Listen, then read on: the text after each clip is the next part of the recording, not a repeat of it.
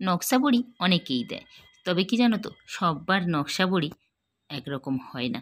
একরকম বলতে আমি ডিজাইনের কথা বলছি না।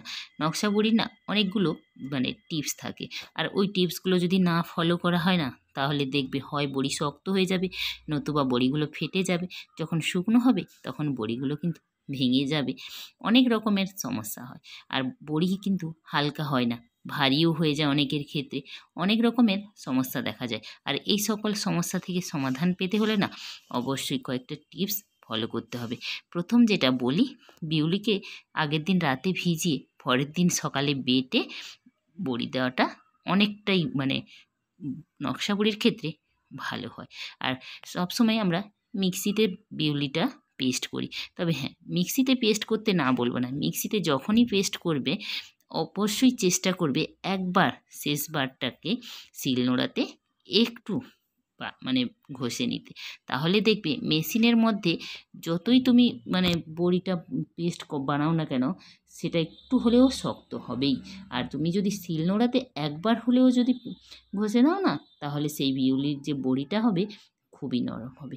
আর বিউলির বাটার সময় একটু খেয়াল কি রাখতে হবে বলো তো, বিউলিটা যেন খুব বেশি পাতলা হয়ে না যায়। তাহলে কি হবে বলো তো, নকশাগুলো তো তোমার বোঝাই যাবে না। যখন বিউলির ডালের বড়িটা শুকনো হবে না, সমস্ত নকশা মিলেমিশে একাচার হয়ে যাবে। আর দ্বিতীয় হচ্ছে কি, বিউলিটাকে যখন তোমরা ফেটাবে একদমই জল দিবে না। জল দিলেই বড়ি তাহলে শক্ত হয়ে যাবে। তাহলে সেই বড়ি তুমি যতই ভালো করে দাও না কেন, সেই বড়ি তোমার শক্ত হবেই। ওই জন্য একদমই জল দেওয়া যাবে না।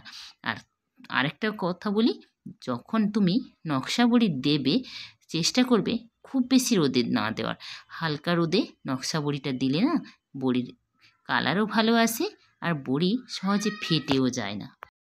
অঘ্রাণ পৌষ এই 2 মাস বড়ি দেওয়ার ক্ষেত্রে রোদটা বিশেষ করে কি বলো তো, একদম পারফেক্ট থাকে। সেই সময় রোদটা মিষ্টি রোদ, যেটা গায়েও লাগে না আর বড়ির গায়েও লাগে না, অথচ বড়ি শুকনো হয়ে যায়। আর এই যে মাঘ ফাল্গুনের যে রোদটা না, ভীষণ একটা চিড়চিড়ে ভাব থাকে। এই রোদটা বড়ির পক্ষে খুব একটা ভালো নয়। আর এখন কিন্তু রোদটা বেশ পাওয়া যায়, সেই জন্য মানুষ এখনও বড়ি দিতে ভালো পছন্দ করে। আর এই রোদটাতে যদি তুমি বড়ি দাও, তাহলে একটা কী করবে বলো তো, একদম সকালে যে রোদটা ওঠে না, হালকা রোদ, সেই সময় বড়িটা দেবে। আর যখন একটু বেশি রোদটা বেরিয়ে যাবে, বড়ির উপর পাতলা একটা কাপড় ঢাকা দিয়ে দেবে। আর চেষ্টা করবে বড়িটা কিছু সময় দেওয়ার পর, যখন উপরের দিকটা হালকা শুকনো শুকনো হয়ে যাবে, বড়িটাকে উল্টে দেওয়ার। তাহলে কী হবে বলো তো, বড়িটা আর না ভাঙবেও না আর ফাটবেও না। আমি এটা বিশেষ করে যখন আমি মাঘ মাসে বড়ি দিই, তখন এই কাজটা করি। যেহেতু এখন রোদটা বেশি, সেই জন্যই কথাটা বললাম। নকশা বড়িগুলো না শুকনো করার জন্য সোজা দিকের তুলনায় উল্টো দিকটা বেশি করে রোদে দিবে।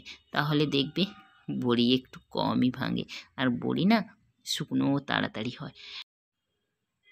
মোট কথা, নকশা বড়ি অন্যান্য বড়ির তুলনায় খুবই শৌখিন একটা বড়ি।